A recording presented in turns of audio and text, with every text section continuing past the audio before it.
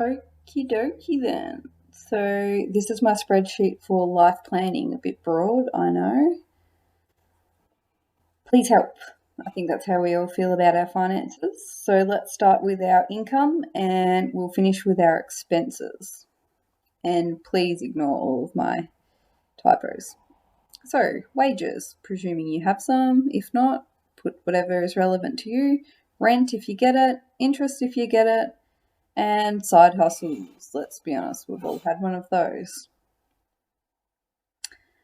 Over to expenses. I'm going to start off with mortgage, but yours might be rent. VAR repayments. Obviously, I mean car. Now, a lot of people are probably smart and they may have bought their car outright, not like me. Internet, phone. What do we got next? Insurance, Netflix, just all the important things. OneDrive, storage. I'm really glad I put that in there.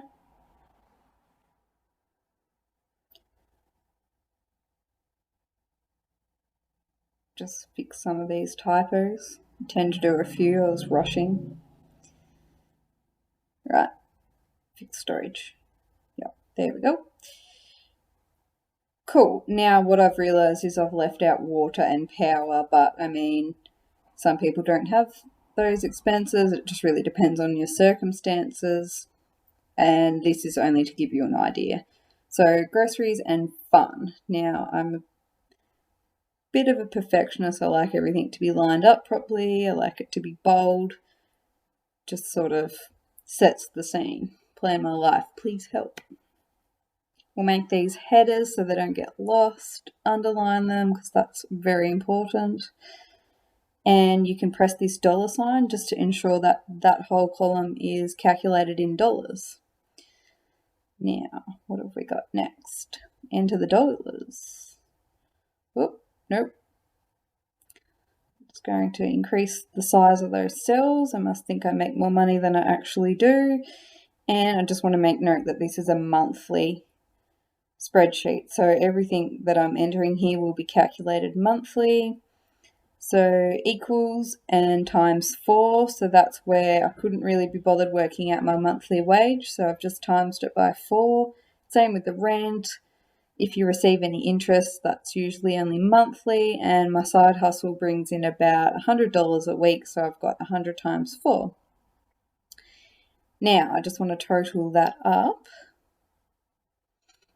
So if you select them all and press formulas and auto sum, so about 4,700. Now, it looks like I'm absolutely swimming in it, which I'm going to show you is not the truth. Total again for my expenses, so same again, mortgage is $250 a week, so times 4 to get the monthly. Same with car repayments. Internet is only monthly, phone's only monthly.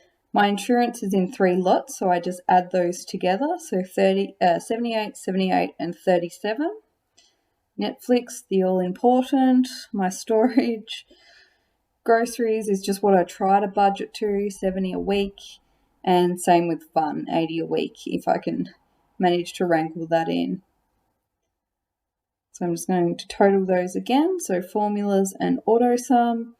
So it looks like I spend a lot less than I earn, which looks great.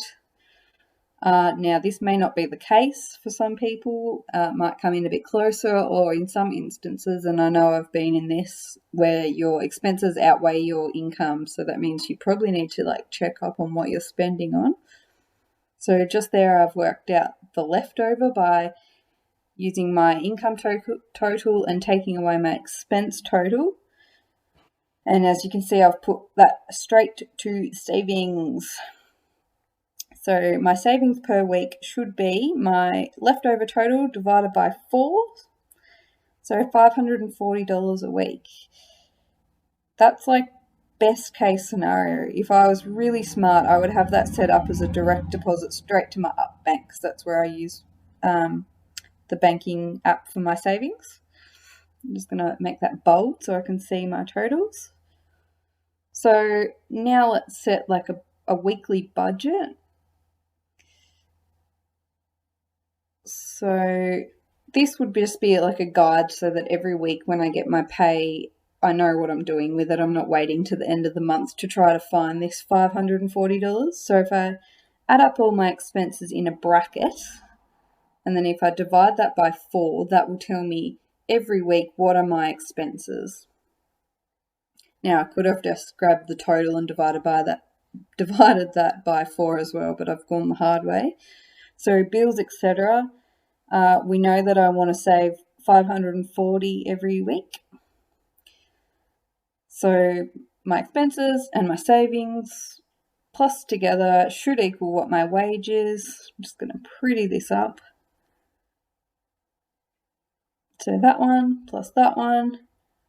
So $1,100, which is a pretty average wage. That's like a take-home amount. And not to forget, I'm also receiving rent and some side hustle income in that. So like that would be the perfect scenario, but let's be honest, nobody really sticks to this that well. So if I do a worst case scenario, so we'll make our bills the same, we're going to have savings as well. I'm going to splurge out this particular week, and then our weekly wage, which should be the constant. Let's pretty that up again. Right, so the weekly wage equals that. It doesn't change. You don't get any more income.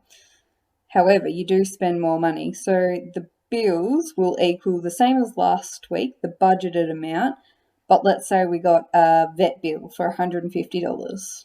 So we plug that in, and my splurge, look, I splurged out an extra $150 on the weekend, and if we want to work out what's left for savings, it's just our wage, take our splurge, take our expenses, and we're left with $240. Just going to highlight that because it's still a pretty decent amount for a weekly savings.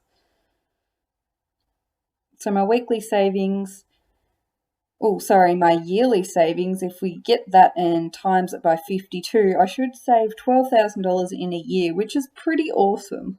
I would be happy with that if I actually stuck to this plan. Whereas if I stuck to the budgeted plan and we grab our 540 times 52 for 52 weeks in a year, there's like $28,000. That's getting close to a house deposit. So it just goes to show, if you stick to the budget, you're absolutely grinning. And if you stick to your yearly savings with like a worst case scenario, you're still doing pretty good. If you have no budget at all, that's some sad times, hey? Because I know as much as anybody, as soon as you don't stick to a budget, that money just disappears and no one knows where it goes.